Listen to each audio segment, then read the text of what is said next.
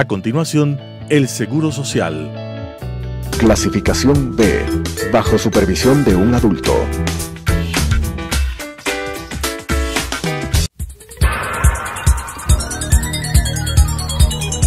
Las opiniones vertidas en este espacio por la producción y dirección del programa son de exclusiva responsabilidad de sus autores y de quienes intervienen en ellos. Telesucesos Canal 29 UHF presenta El Seguro Social, un programa orientado a los afiliados, jubilados y pensionistas del Instituto Ecuatoriano de Seguridad Social Obligatorio, con la conducción del licenciado Henry Llanes. El Seguro Social. Saludos cordiales, amigas y amigos. Estamos en un nuevo programa de El Seguro Social. Y claro, el problema de estos días es de que nuestros afiliados, nuestros jubilados están siendo maltratados por una mala gestión de la política de salud en los hospitales del IES. Esto ha llegado ya a su clímax. Es un problema que se viene acumulando durante los últimos 15 años. Desde el gobierno de Correa esto empezó a generar problemas muy graves, ¿no? Porque claro, el gobierno de Correa en el año 2010 reformó la ley de hidrocarburos para que haya atención médica a los hijos de los afiliados sin el debido financiamiento. Eso fue realmente una acción terrible en contra del Seguro Social, en contra de los fondos de salud y de pensiones, en contra de los aportes de los afiliados, en contra de las finanzas del Seguro Social. O sea, eso fue un acto de irresponsabilidad de crear esa prestación sin el debido financiamiento para los hijos de los afiliados hasta la edad de 18 años. Esa prestación estaba vigente hasta el año 2010 para los hijos de los afiliados hasta la edad de 6 años. Pero asimismo esa prestación para la atención médica de los hijos de los afiliados hasta 6 años ya tenía un problema, porque el cálculo actuarial para atender las prestaciones de los afiliados del Seguro Social se definió en el año 2001 de aproximadamente el 20.6% de los ingresos del trabajador. En ese entonces se hablaba del salario básico, pero luego en las reformas posteriores que se hicieron, reformas posteriores al año 2001, se hicieron reformas a la Ley de Seguridad Social y entonces asimismo se hizo un ajuste en el cálculo actuarial. Ya no habla del sueldo básico, sino del sueldo básico unificado, es decir, que comprendía todos los ingresos del trabajador. Todo lo que es la remuneración del trabajador ha sido parte del cálculo actuarial, con excepción de los décimos, 13º, 14º. Y claro, todos los otros rubros que tienen que ver con los ingresos del trabajador, sobre eso se calcula el 20.6% de la remuneración actualmente. Entonces se hicieron ajustes, ¿no? Pero ese 20.6% de la remuneración del trabajador es para atender las prestaciones del trabajador, para atender la prestación de salud del trabajador en sentido individual y para atender la prestación de la jubilación del Seguro Social del trabajador. Ese cálculo del 20.6% de la remuneración no es para atender a la familia del trabajador, porque si fuera para atender a la familia del trabajador, entonces habría que hacer un incremento a ese cálculo actuarial, que ya no debería ser del 20.6%, sino más. Pero no se puede incrementar ese porcentaje, porque frente a la remuneración que recibe los trabajadores en su mayor parte, más del 95% de los trabajadores en el Ecuador, se decía el economista Fernando Mosquera, reciben salarios que no cubren siquiera el costo de la canasta familiar. Un 90% aproximadamente de los trabajadores reciben un sueldo de $500, de $600, $700, ¿no? Pero el costo de la canasta familiar hoy en día supera los $800. Entonces es un alto porcentaje de los trabajadores en el Ecuador que con sus ingresos no avanzan a cubrir el costo de de la canasta familiar, ¿ya? Será un 10% o a lo mejor un 15% de los trabajadores que sí tengan ingresos para cubrir el costo de la canasta familiar. Entonces no se le puede incrementar ese porcentaje del 20.6% para atender también a la familia, porque entonces los ingresos del trabajador se reducen. Por eso es que el cálculo actuarial, vuelvo a repetir, del 20.6% es solamente para el trabajador. Pero hoy se viene atendiendo a la familia del trabajador, no solo a los hijos de los afiliados, sino también a la esposa, ¿ya? En el caso de que sea el varón el afiliado, y si es la mujer la afiliada, es al esposo, ¿ya? Y entonces realmente ese costo es mayor, ¿ya? Ese es un problema que se genera en cuanto al financiamiento de las prestaciones. Pero a eso que acabo de mencionar, haberle incorporado los seguros especiales dentro del seguro social obligatorio, como por ejemplo la atención médica para los afiliados del Seguro Social Campesino en los hospitales del Seguro Social, prácticamente le va generando un mayor costo al aporte de los afiliados del Seguro Social Obligatorio. Le genera un mayor costo al Fondo de Salud del Seguro Social. Entonces sí no se puede administrar el Fondo de Salud. Ese es el problema del Fondo del Seguro Social actualmente.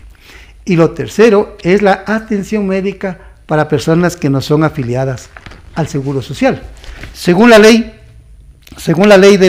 de la Seguridad Social, por ejemplo, hay atención médica para las jefas de hogar, ¿ya? La norma dice: la jefa de hogar estará protegida contra la contingencia de enfermedad y maternidad con cargo a la contribución obligatoria del Estado.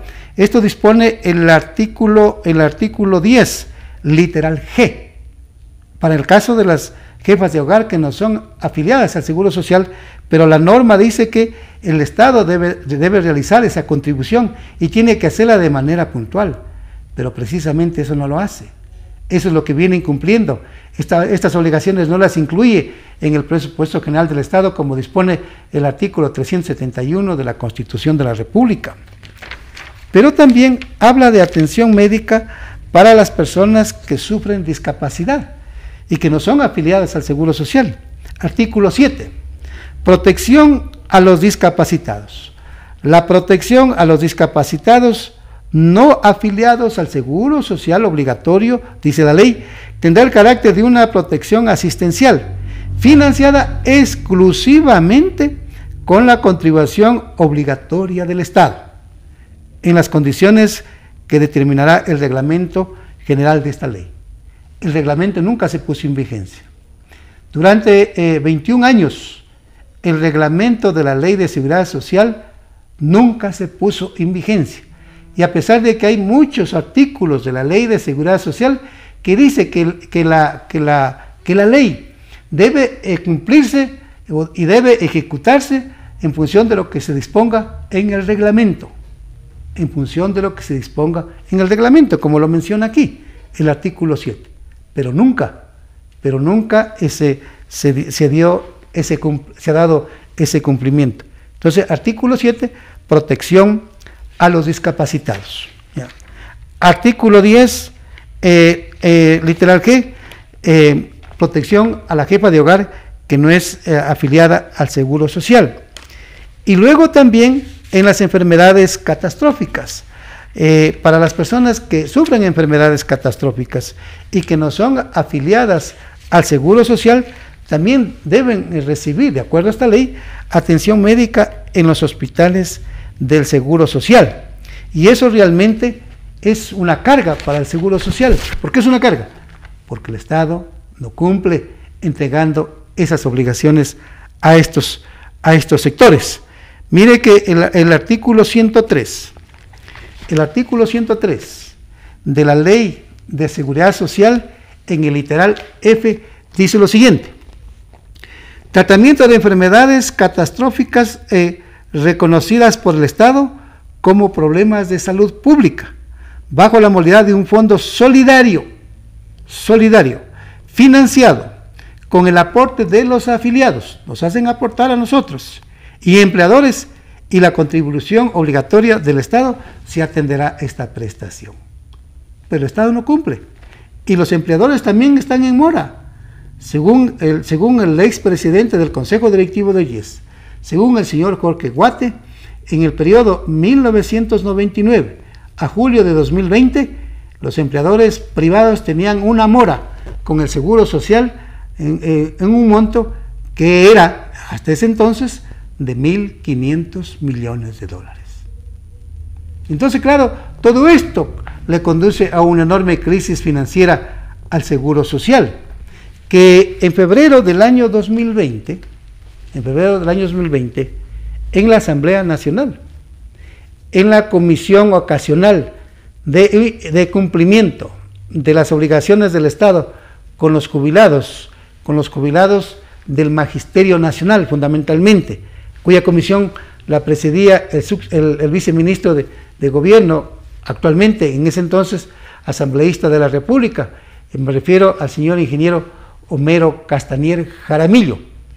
Cuando él era asambleísta, y yo también lo era, el exdirector, en ese entonces director general del IES, hoy exdirector, me refiero al doctor Ángel Loja Llanos, él manifestó que en los hospitales del IES, durante el año 2019, se atendieron alrededor de 9 millones de personas, durante el año 2019, pero que de los 9 millones de personas, solo 3 millones pagaban sus aportes, y 6 millones recibieron una atención médica sin ningún costo. La pregunta es, ¿de dónde salió ese dinero si el Estado no ha contribuido?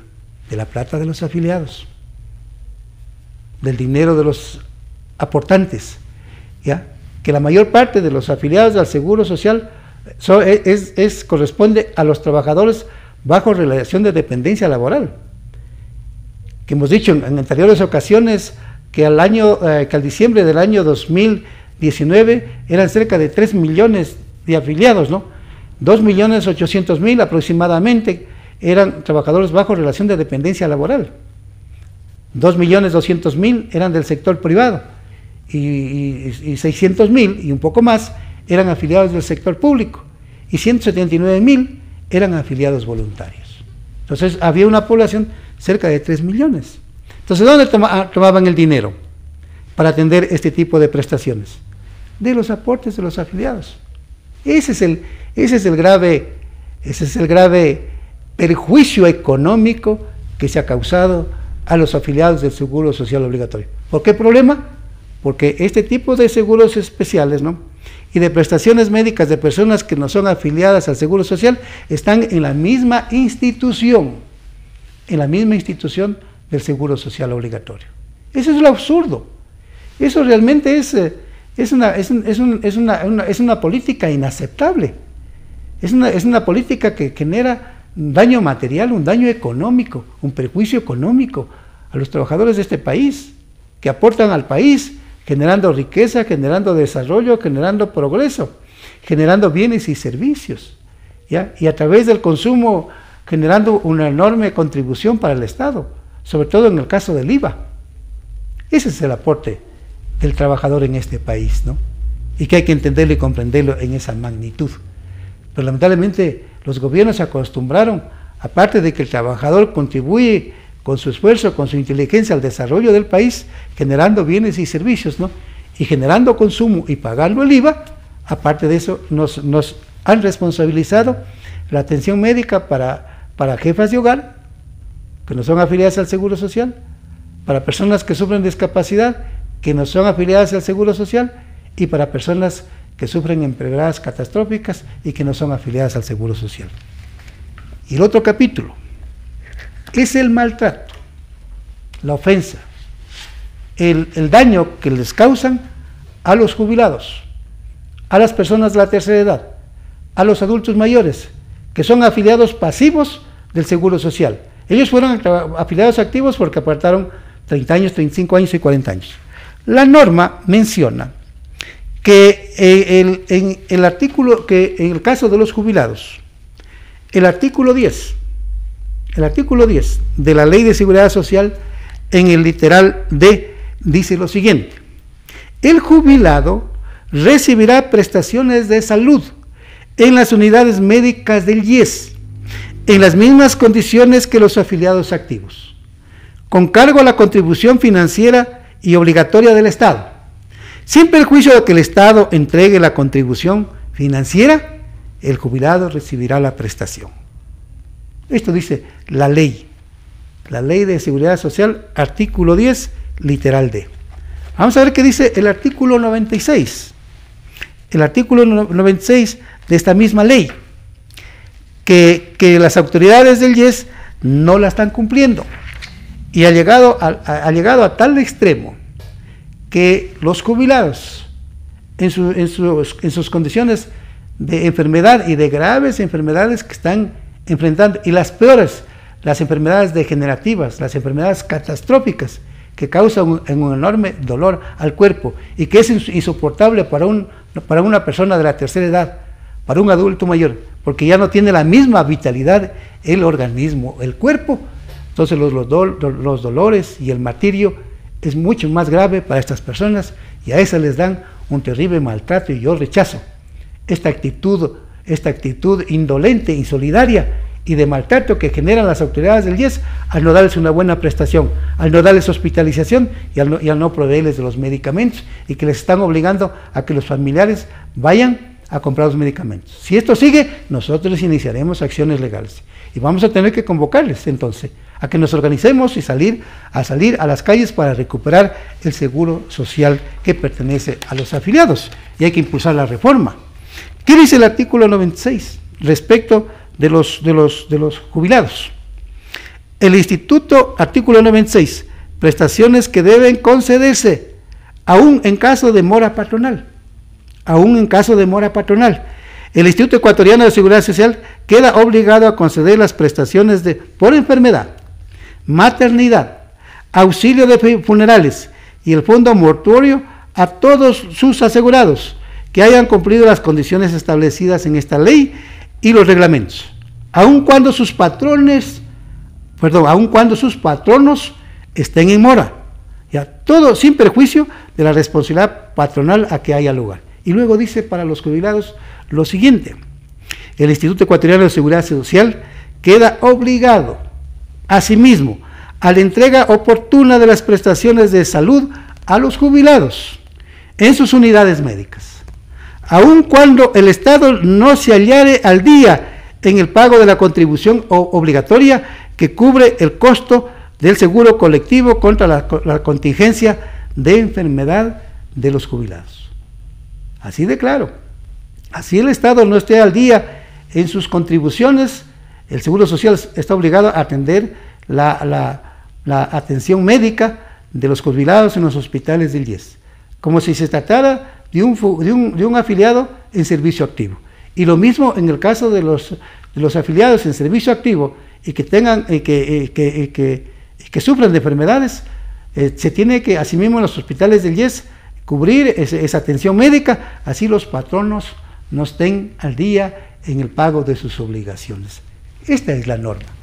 Por lo tanto, esto que hayan hoy en día, especialmente los jubilados, estén saliendo a las calles, en Quito, en el Hospital Andrade Marín, ¿ya?, con sondas, con oxígeno, con sueros, comprados por los familiares, comprados con los ingresos del jubilado. O sea, el jubilado se queda sin ingresos, ¿no? Y el jubilado no es que recibe enormes cantidades de dinero.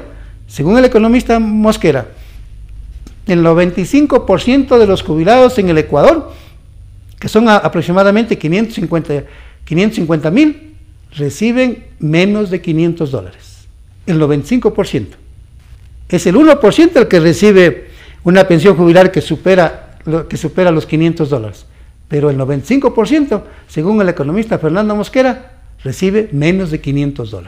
¿Ya? Entonces, ese pequeño ingreso que lo reciben los jubilados, invertirlo en los medicamentos que son enormemente caros. $1,000, $2,000 un medicamento de esos, $3,000 un medicamento de esos, no le alcanza. Y la pobre gente, estando en esas condiciones, primero, de una edad avanzada, Segundo, con el dolor al cuerpo, que es terrible cuando son enfermedades degenerativas o enfermedades catastróficas, ¿no? Y en esas condiciones, hoy salir a la calle, en la lluvia o en el sol, para decirle al Seguro Social, a las autoridades del Seguro Social, a las autoridades médicas del Seguro Social, que quieren ellos la atención en los hospitales porque tienen derecho, porque para eso pagaron, es realmente una acción inhumana, insolidaria, no tiene perdón. Lo mismo está sucediendo en Guayaquil. Lo mismo que sucede en el Hospital Andrade Marín de Quito, también sucede en el Hospital Pedro Carbo en la ciudad de Guayaquil, en el Hospital de los Ceibos en la ciudad de Guayaquil, y también se da el mismo problema en la ciudad de Cuenca. En el Hospital del IES de Cuenca también las personas, los jubilados especialmente que están atravesando graves enfermedades, están saliendo a la calle. Y así no se puede manejar al Seguro Social. Nosotros le hemos dicho al señor presidente del Consejo Directivo del IES que en estas condiciones no se puede manejar el Seguro Social y hay que impulsar la reforma. Nosotros ya tenemos la reforma para reestructurar el gobierno del IES, ya la tenemos lista, pero no la vamos a presentar en este mes de diciembre, porque vamos a hacer una consulta a ciertos sectores para ver si retomamos la iniciativa popular normativa y impulsamos por esa vía la reforma a la ley de la seguridad social. ¿Qué es lo que estipula la iniciativa popular normativa de acuerdo a la Constitución de la República y de acuerdo a la ley de la participación ciudadana, ley orgánica de la participación ciudadana? ¿Qué menciona? Que los ciudadanos, por su propia iniciativa, en forma individual o a través de organizaciones, pueden impulsar reformas a las leyes, derogatorias a las leyes, cambios a las leyes, siempre y cuando no se trate de leyes tributarias. Para eso en ese caso no está facultada la iniciativa de los ciudadanos de presentar reformas de ley. Para eso no. Para lo que es reforma tributaria, no. Para lo que son leyes que afecten los ingresos del Estado, tampoco. Tampoco. El ciudadano no está facultado de impulsar proyectos de ley que causen una afectación a los ingresos del presupuesto general del Estado. Pero tampoco tampoco está facultada la iniciativa de los ciudadanos, por ejemplo, para hacer cambios en la división política administrativa territorial del Estado, tampoco. Entonces, nosotros vamos a hacer las consultas para a lo mejor retomar esta idea y llevarla a cabo desde enero del año 2022, en donde los afiliados y los jubilados en este país sean los protagonistas para impulsar esa reforma y transformar el gobierno del IES, para que el gobierno del IES sea administrado por los afiliados y jubilados del Seguro Social Obligatorio. Queridas amigas, queridos amigos. Las opiniones vertidas en este espacio por la producción y dirección del programa son de exclusiva responsabilidad de sus autores y de quienes intervienen en ellos. Telesucesos Canal 29 UHF presentó El Seguro Social, un programa orientado a los afiliados, jubilados y pensionistas del Instituto Ecuatoriano de Seguridad Social Obligatorio, con la conducción del licenciado Henry Llanes. El Seguro Social.